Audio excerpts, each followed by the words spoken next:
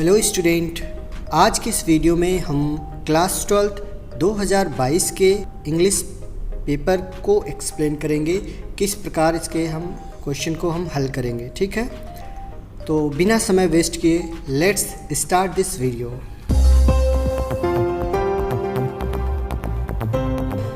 प्यारे स्टूडेंट्स, जैसा कि आप स्क्रीन पे देख पा रहे होंगे 2022 316 EJ ये संकेतांक है जो पेपर का आपको पता होगा और ये इसका एग्ज़ाम हुआ है। आप इसे देखें, इसी के बेस पे आपके एग्ज़ाम्स होने हैं। जब भी न्यू डेट आएगी आपके एग्ज़ाम की तो हम इस चैनल के माध्यम से आपको सूचित कर देंगे, इन्फॉर्म कर देंगे। तो जैसा कि आपके स्क्रीन पे आप देख पा रहे होंगे 2022 अंग्रेजी 316 EJ लिखा हुआ है।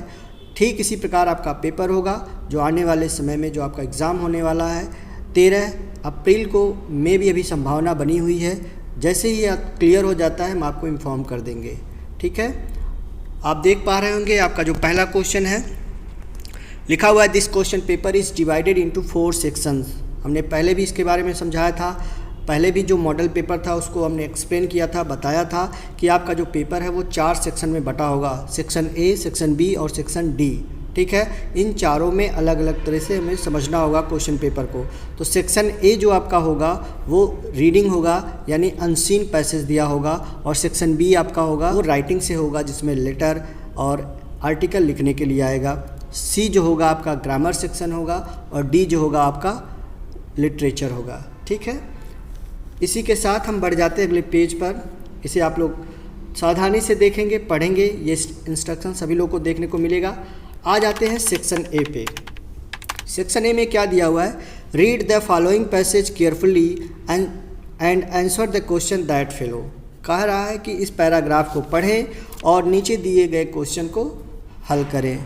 ठीक है, तो आप इस पैराग्राफ को पहले ध्यान से करेंगे। हमने ये भी बताया था आपको कि जब भी आप पेपर स्टार्ट करते हैं लिखते वक्त हम जब भी पेपर स्टार्ट करें लिखते वक्त पहले हम ये देखें कि हमें कौन सा क्वेश्चन आ रहा है। ठीक है, तो हम वीडियो के माध्यम से आपको समझा रहे हैं तो इसमें क्रम से हम बताएंगे, लेकिन आप जब भी एग्ज़ाम देते हो आपको जो भी पहले आ रहा होगा आप वो सेक्शन करेंगे। ठीक है, तो जैसा कि इसमें देख पा रहे हैं रीडिंग लिखा हुआ है।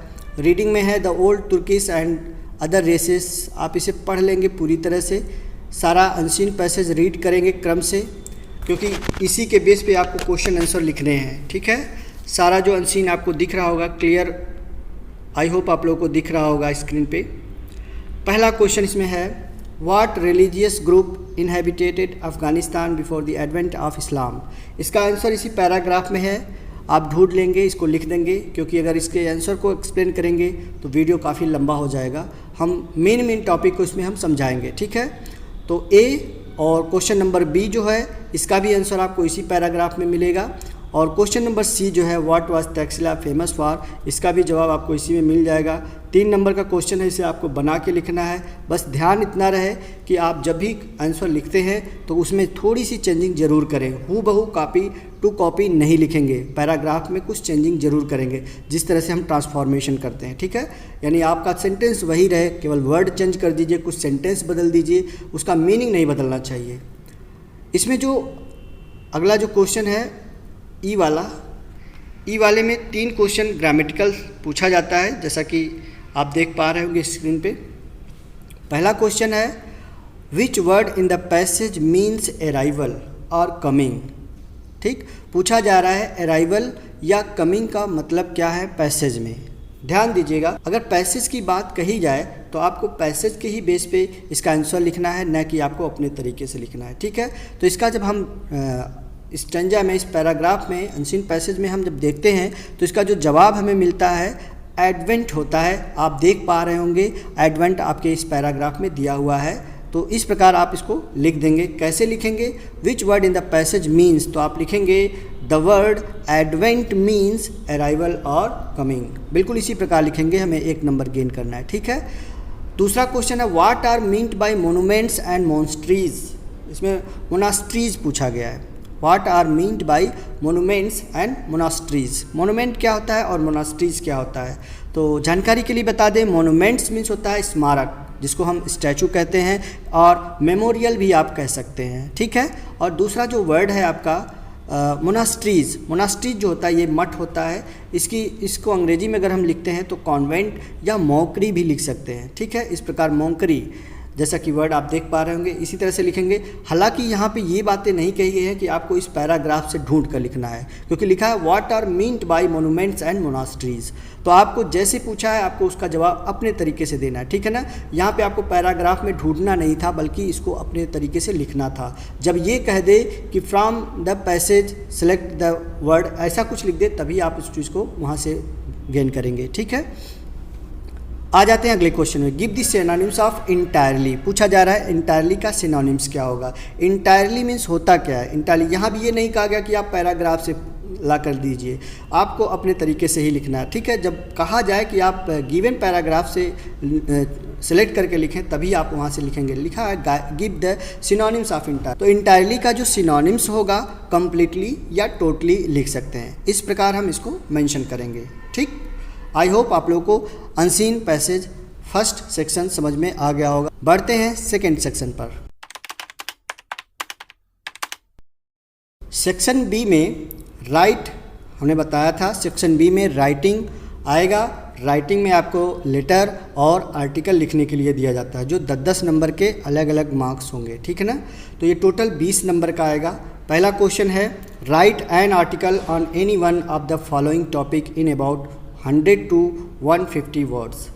ध्यान दीजिएगा जो टॉपिक दिया गया है इसका जो आप आर्टिकल लिखेंगे वो 100 से 150 वर्ड के अंदर ही होनी चाहिए, यानी आपको 150 वर्ड के अंदर में ही इस आर्टिकल को कंप्लीट करना है, ठीक है।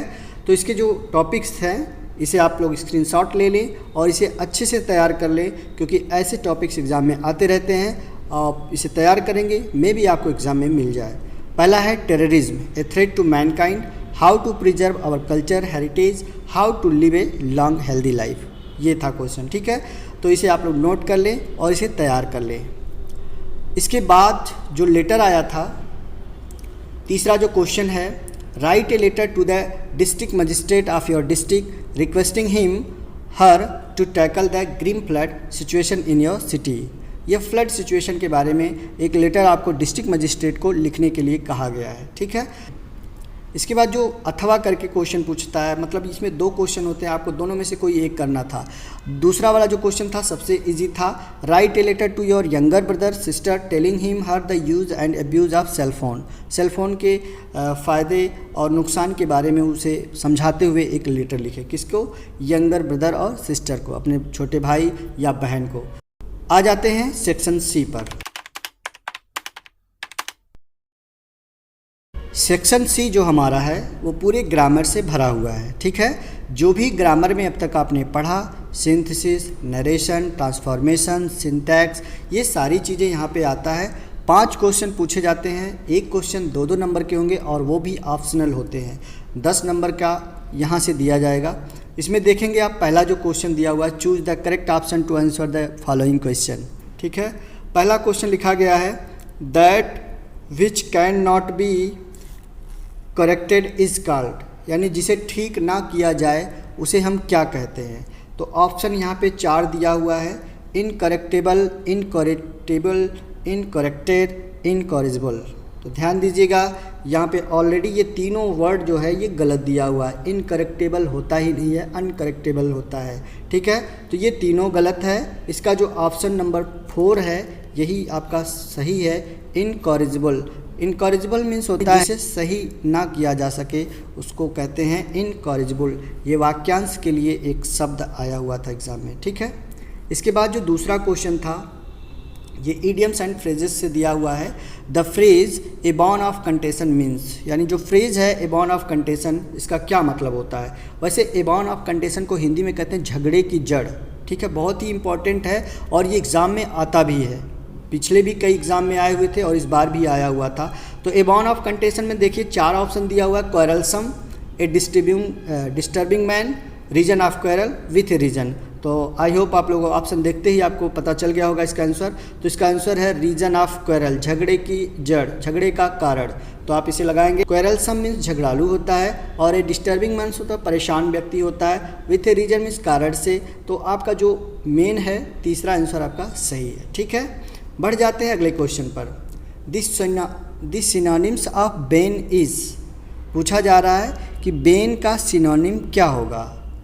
तो इसका जवाब होगा ऑप्शन नंबर 3 आपका सही था। इसको नोट कर लें, याद कर लें, ठीक है। इसके बाद जो अगला क्वेश्चन था करेक्ट करना था, सिंटैक्स से दिया हुआ था। इसमें क्वेश्चन किया गया है always speak a truth which word in the sentence is an error. हमने पढ़ा ऑलवेज स्पीक ए ट्रूथ, और होता क्या है ऑलवेज स्पीक द ट्रूथ। तो ट्रूथ के पहले ए नहीं होता है बल्कि द आर्टिकल होता है, निश्चित आर्टिकल हम लगाएंगे। तो यहाँ पे पूछा गया है कौन सा वर्ड गलत है, तो आप ऑप्शन नंबर 3 पे आएंगे। 3 लिखा हुआ है ए, यानी ऑप्शन नंबर 3 आपका सही है, ठीक है। इसके बाद आ जाते हैं अगले क्वेश्चन पर। द एंटोनिम्स ऑफ एंशियंट, सबसे इजी क्वेश्चन पूछा गया था। इसमें 4 ऑप्शन है, ओल्ड, एसेंट, डिसेंट, मॉडर्न। तो इसमें क्या होगा, एंशियंट का जो एंटोनिम्स होगा वो मॉडर्न होगा, प्राचीन का मॉडर्न होता है, ठीक है। तो आप इस तरीके से इसको नोट करेंगे, समझेंगे। अगला जो क्वेश्चन है आपके ग्रामर नरेशन से दिया हुआ क्वेश्चन था, और इसे हमने पिछले वीडियो में भी एक्सप्लेन किया था। यदि अभी तक वो वीडियो आपने नहीं देखा है तो नीचे डिस्क्रिप्शन में जाएं और उस पर उस वीडियो को चेकआउट करें, ठीक है। पहला क्वेश्चन है he said to me I shall help you. ये सेंटेंस जो दिया गया था असर्टिव सेंटेंस से था, आई शैल हेल्प यू, ठीक है। तो इसको हम चेंज कर देंगे, he told me that he would help me. हालांकि यहाँ पे ऑप्शनल क्वेश्चन है, आप पहला या दूसरा दोनों में से कोई एक कर सकते हैं। आपको जो आ रहा होगा आप वही करेंगे, लेकिन यहाँ पे हम क्वेश्चन को एक्सप्लेन कर रहे हैं इसलिए हम दोनों को समझा दे रहे हैं, ठीक है। अगला क्वेश्चन है he said to me please help me. तो इसका जवाब हो जाएगा he requested me to help him, ठीक है। ये देखिए इम्परेटिव सेंटेंस है, प्लीज़ हेल्प मी। हमने बताया था कि सर प्लीज़ काइंडली आता है तो सेड अथवा सेड टू को रिक्वेस्टेड में बदल देते हैं, ठीक है। इस तरह से इसको हम मेंशन करेंगे। बढ़ जाते हैं अगले क्वेश्चन पर। अगला जो क्वेश्चन है combine any one of the following directed age bracket. कहा जा रहा है कि इस सेंटेंस को आप जो ब्रैकेट्स में दिए गए हैं उसके बेस पे इसको चेंज करें। लिखा है he is very fat he can not run fast. वह बहुत मोटा है, वह दौड़ नहीं सकता। क्या लिखा है, सिंपल सेंटेंस। तो सिंपल सेंटेंस बनाना है तो इसमें हम सिंपल के बेस पे इन्फिनेटिव का प्रयोग करेंगे। तो लिख देंगे he is too fat to run fast, simple way में हो जाएगा। अगला जो क्वेश्चन है she is rich she is not happy. वह अमीर है, वह खुश नहीं है। कह रहा है कॉम्प्लेक्स सेंटेंस बनाएं। तो कॉम्प्लेक्स सेंटेंस में अगर देखा जाए तो ये नाउन क्लास या एडजेक्टिव क्लास से नहीं बनेगा बल्कि एडवर्ब क्लास से हम बनाएंगे। तो इसका जवाब हो जाएगा she is rich yet she is not happy. वह धनी है फिर भी खुश नहीं है। आप स्टिल भी लगा सकते हैं, ठीक है ना। आप दोनों में से कोई भी एक यूज़ कर सकते हैं। तो यहाँ भी ऑप्शनल ही था, आपको जो इजी लग रहा होगा आप वही करेंगे। जो आपको एकदम आप श्योर है कि ये क्वेश्चन इसका जवाब यही होगा, आप उसी क्वेश्चन को करेंगे। यहाँ दो सारे क्वेश्चन ऑप्शनल है, ठीक है। अगला जो क्वेश्चन है change any one of the following as directed. यहाँ पे पहला क्वेश्चन पूछा गया है they will close all the shop, passive voice. तो इसका जवाब हो जाएगा पैसिव वॉइस, ये फ्यूचर इंडेफिनिट टेंस में लिखा हुआ है। तो लिखेंगे all the shops will be closed by them. इस प्रकार इसको हम मेंशन करेंगे। अगला जो क्वेश्चन है पुअर्टी इज़ रियली ए कर्स, ठीक है। पुअर्टी इज़ रियली ए कर्स कहा जा रहा है कि इसको एक्सक्लेमेटरी सेंटेंस में बदलिए।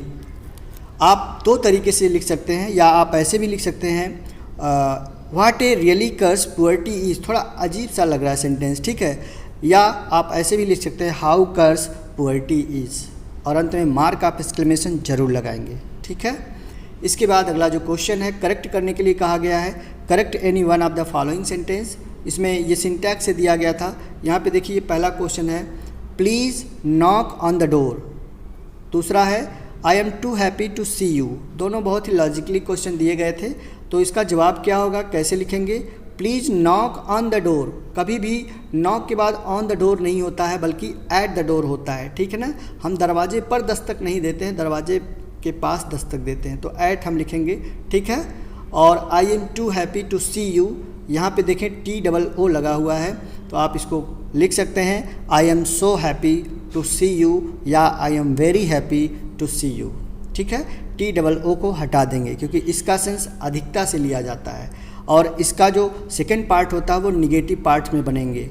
जैसे ऊपर एक सेंटेंस था, he is too fat to run, ठीक है ना, तो रन फास्ट, कुछ इस प्रकार की, वह इतना मोटा है कि वह चल नहीं सकता, कुछ इस प्रकार वो सेंटेंस दिया जाता है। इस तरह से उसका सेंस निकलता है और यहाँ पे अगर हम उसको निकालेंगे तो थोड़ा सा डिफरेंट देखने को मिलेगा, ठीक है। अगला क्वेश्चन है वो होमोफोन से है, जिसमें 2 ऑप्शन दिया हुआ था। पहला जो क्वेश्चन पूछा है, use any one of the following, यहाँ भी आपको एक ही करना है, 2 दिया हुआ है, ठीक है। कैरियर, करियर, पहला जो वर्ड है CAREER, इसका मतलब होता है नौकरी या पेशा, और दूसरा जो है कैरियर, इसका मतलब होता है वाहक, ठीक है। तो इसका यूज जैसे करेंगे, हमने स्क्रीन पे लगा दिया है, देख लें। पहला है career, teaching was my chosen career, और दूसरा है the mosquitoes are carriers of malaria, dengue. दूसरा जो क्वेश्चन है OAR, आपको एक ही करना है, जो आपको आ रहा होगा आप वही करेंगे। तो दूसरा जो क्वेश्चन है OAR और ORE। OAR का मतलब होता है चप्पू या खेने वाला, जो नाव में यूज किया जाता है, ठीक है। और दूसरा जो होता है ORE, इसका मतलब होता है अयस्क। अब यूज कैसे करना है, तो पहले का लिखेंगे, I took up an oar and try to quell the mutiny, आप इस तरह से इसको यूज कर सकते हैं। और दूसरा जो सेंटेंस है और, इसका यूज होगा gold, lead, copper and iron, ores आकर ए वेन्स, आप इस तरह से इसको यूज कर सकते हैं। अगला जो क्वेश्चन है वो ट्रांसलेशन से है, जो 5 नंबर का आएगा। 5 नंबर काफ़ी इम्पोर्टेंट रखता है, आप ध्यान से इसको देख लें और स्क्रीनशॉट ले लें, कैसे आया हुआ है, किस प्रकार आया हुआ है, ठीक है। इसका आंसर भी हम स्क्रीन पे लगा दे रहे हैं, बिल्कुल आप इसी तरह से इसको ट्रांसलेट करेंगे, सीख लें किस तरह से कैसे इसका ट्रांसलेशन होता है, ठीक है। इसके बाद आ जाते हैं सेक्शन डी पर। सेक्शन डी में जो लिटरेचर से है, प्रोज, पोएट्री और विस्तास से दिया जाएगा। इसमें जो कुछ क्वेश्चन इंपॉर्टेंट थे हमने बताया भी था, और सेम वैसे ही क्वेश्चन आए भी हुए हैं। हमने कहा था कि क्वेश्चन का रूप बदला जा सकता है, क्वेश्चन सेम वही होते हैं, ठीक है। पहला देखिए क्वेश्चन लिखा है, what did M. हैमल say about the language and its importance, ठीक है। तो लैंग्वेज और इसके महत्व को H. हैमल ने क्या बताया था, ठीक है। इसे भी आप याद कर लेंगे आने वाले एग्ज़ाम के लिए। अगला है, who was the red trap seller, how did he make them, red trap seller कौन था, उसने इसको रेड ट्रैप कैसे बनाता था, इसके बारे में आप मेंशन करें। और ये शॉर्ट आंसर में 40 वर्ड में आपको लिखना है, ठीक है। अगला क्वेश्चन, यहाँ से भी 2 क्वेश्चन दिए गए थे, 2 में से केवल आपको करना एक था।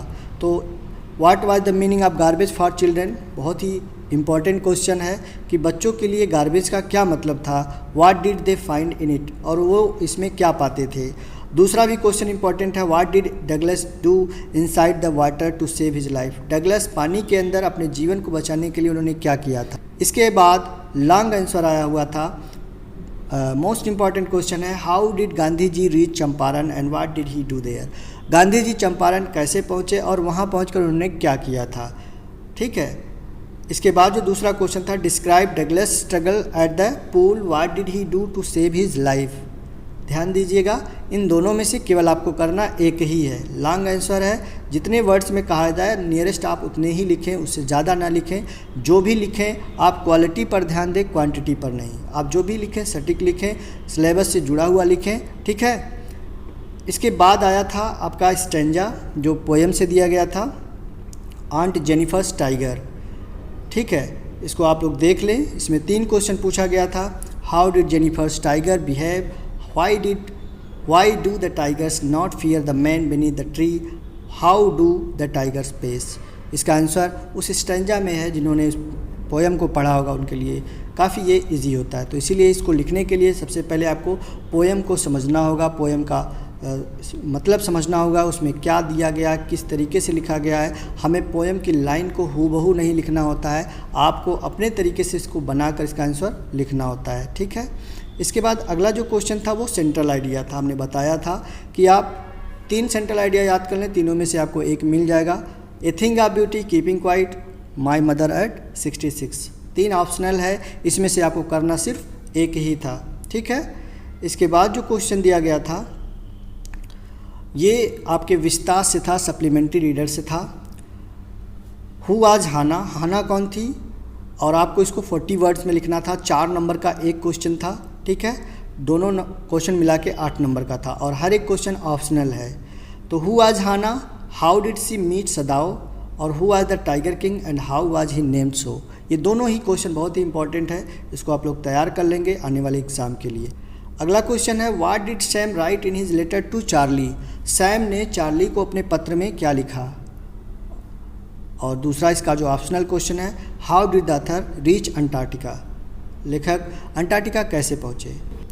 बढ़ जाते हैं अगले क्वेश्चन पे जो लॉन्ग है, विस्तार से ही दिया हुआ है। Answer any one of the following question in about 80 words. 80 words में आपको लिखना है और जो 60 है वो 40 वर्ड्स में लिखना है। तो 40 वर्ड्स उसका दुगना आप लिखेंगे, कम से कम 1 पेज कवर करेंगे, 1 से 1.5 पेज कवर करेंगे। ठीक है, तो इतना आप कंप्लीट करें ज़रूर, निश्चित रूप से आपको अच्छे मार्क्स मिलेंगे। पूछा जा रहा है what was the student on ice program, what was its aim. Student on ice program क्या है और इसका लक्ष्य क्या था। What was the third level, third level क्या था। What was it describes by psychiatrist Sam, Sam के द्वारा जो एक साइकेट्रिस्ट है उसने इसको क्या डिस्क्राइब किया था। ये दोनों क्वेश्चन को आप लोग याद कर लेंगे, दोनों ही इंपॉर्टेंट है। ठीक है, थर्ड लेवल से निश्चित रूप से क्वेश्चन पूछे जाएंगे। बस यहीं पे हमारा पेपर ख़त्म होता है। आई होप आप लोगों को ये मॉडल पेपर अच्छे से समझ में आ गया होगा। वीडियो अच्छा लगा है तो वीडियो को एक लाइक करेंगे, चैनल पर नए हैं तो चैनल को सब्सक्राइब करेंगे और अपने क्लास 12th के सभी दोस्तों को शेयर ज़रूर करें।